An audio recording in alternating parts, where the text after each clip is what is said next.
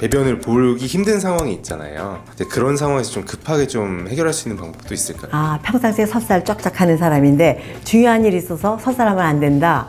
그랬을 때는요, 아까 에 대한 얘기했죠.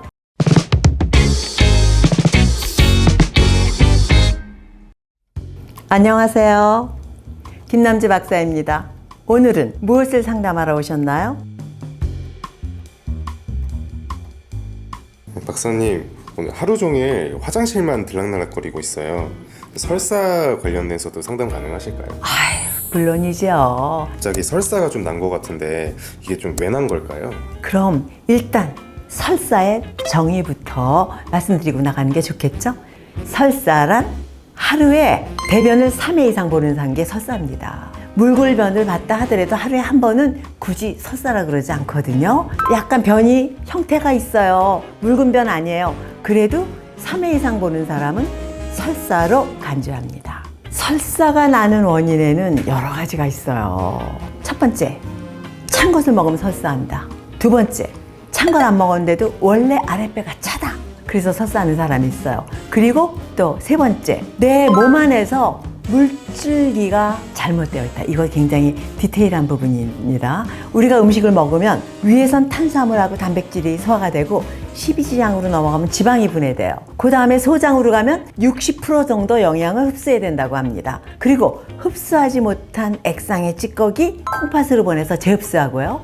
또 고형의 찌꺼기는 대장으로 보내서 전해질을 흡수하고 분변을 만들어서 내보냅니다. 그런데 여기서 소장에서 영양을 흡수했을 때 흡수하지 못한 액상의 찌꺼기는 콩팥으로 가야 되는데 이게 콩팥으로 갈 게 몸 안에서 이 조절 기능이 떨어져서 대장으로 갈 경우는 이 물줄기가 잘못되어서 하는 설사도 상당히 많습니다. 이건 쉽게 고쳐지지가 않거든요. 부패한 건 먹으면 당연히 설사하겠죠.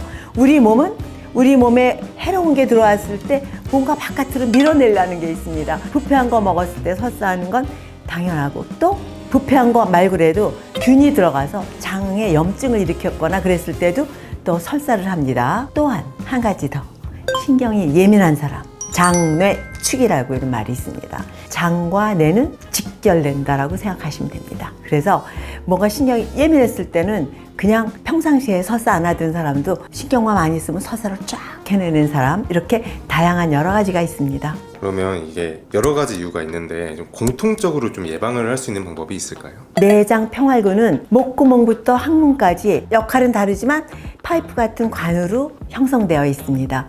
이 파이프 같은 내장 평활근 안쪽으로는 점막이 있고 점막에는 점액이 도포되어 있습니다. 누구는 매운 걸 먹든 짠 걸 먹든 찬 걸 먹든 그래도 설사 안 해요. 소화기관에도 지장이 없어요. 그런데 조금만 매운 걸 먹어도 설사, 조금만 찬 걸 먹어도 설사. 이런 분들은 1차 면역력을 증강시키는 방어 역할을 하는 진액이 있습니다. 이 진액이 부족한 사람은 자극전기에 들어갔을 때 1차 방어 능력이 떨어져서 위에서는 소화가 안 된다든가 소장 대장에서는 바깥으로 쏟아내는 설사, 이런 쪽으로도 진행될 수 있습니다. 그러면 그 점액을 늘릴 수 있는 방법이 좀 있을까요? 적당한 따뜻한 물을 가끔씩 마셔주시는 것도 가까운 방법 중에 하나고, 또 약재 중에 맹문동, 천문동 이런 게 이런 역할을 잘하거든요. 맹문동 차라든가 이런 걸 먹어주면 좋고, 또 하나 미음 아시죠? 그 미음이라는 건 밥을 20-30분 이상 끓였을 때 밥물이 끈적거려요. 끈적거리는 이 미음을 먹었을 때 이 미음이 내장 점막을 도포해주면서 진액의 역할을 대신해주기도 합니다. 이건 근본적인 치료 방법은 아니지만 좋은 방법 중에 하나죠. 설사를 안 할 수 있는 체질로 바꾸는 방법도 있을까요? 네, 설사하는 분들은 맨날 설사하고 고질병이라고 생각하시는데 충분히 개선 가능합니다.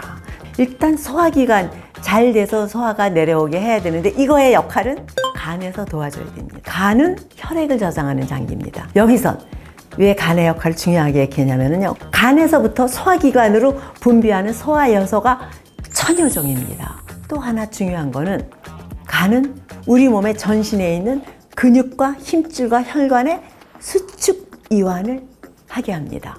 목구멍부터 항문까지 내장 평활근, 이 간의 근육의 수축 이완 영향을 받습니다. 그래서 소화기관에서 모든 게 제대로 되려면 간에서 도와줘야 됩니다. 혹시 그럼 만성 설사에 대해서 이거를 좀 방치하면은 더 큰 병으로 이어질 수도 있나요?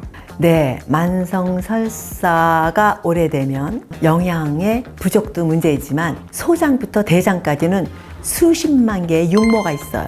육모 사이사이에 또 이물질이 끼거나 그러면 영양을 제대로 흡수할 수가 없어서 설사가 문제가 아니라 영양 부족에 의한 여러 가지 다양한 질병의 원인이 될 수가 있고 만병의 근원인 장두수군의 원인이 될 수가 있습니다. 설사에 좀 좋은 음식들이 어떤 게 있을까요? 설사에 좋은 음식을 따지기 이전에 설사에 나쁜 음식을 덜 먹는 게 더 정확한 답이겠죠. 너무 찬 거가 부피가 큰 거, 또 너무 자극적인 거, 이런 거 설사를 일으킵니다. 위에서부터 제대로 소화돼서 내려가야 되니까 이 세상에 제일 좋은 소화제가 뭔지 아십니까? 자기 침이에요. 입안에서 충분히 씹어서 많이 소화시켜서 내려보내면 웬만한 사람은 설사 많이 안 합니다. 배변을 보기 힘든 상황이 있잖아요. 이제 그런 상황에서 좀 급하게 좀 해결할 수 있는 방법도 있을까요? 평상시에 설사를 쫙쫙 하는 사람인데 중요한 일이 있어서 설사하면 안 된다.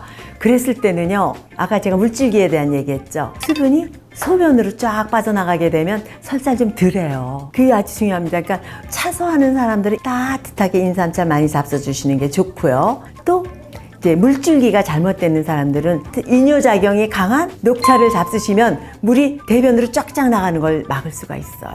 그리고 약재로는 오령산, 절영탕 이렇게 일시적으로 수분을 오줌으로 뺄 땐 설사를 좀 덜해요. 그런 걸 복용해 주는 방법도 있습니다.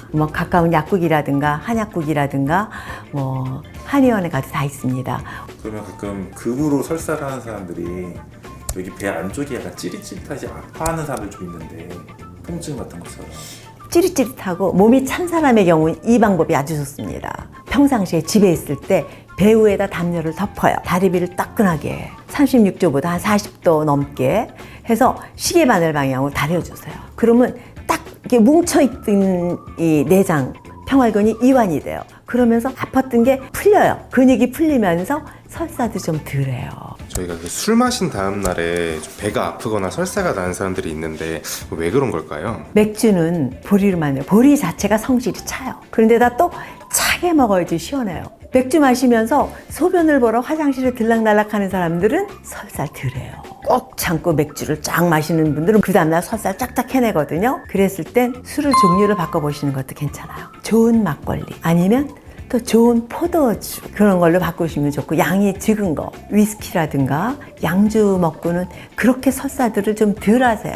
가장 설사 많이 하는 건 맥주입니다. 이 설사 소화기관은 단지 설사가 중요한 게 아니라 설사를 하게 되면 영양이 빠져나가니까 면역 능력이 저하되기 때문에 일단 소화기관 건강이 모든 건강에 우선적으로 관리가 되어야 됩니다.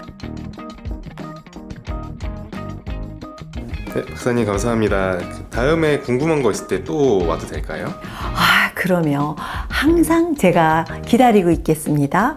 그럼 저희 상담비는 어떻게 알고? 저의 상담료는 조-대-구-알 아시죠? 부탁드립니다. 지금까지 김남주 박사였습니다. 다음에 다시 뵙겠습니다.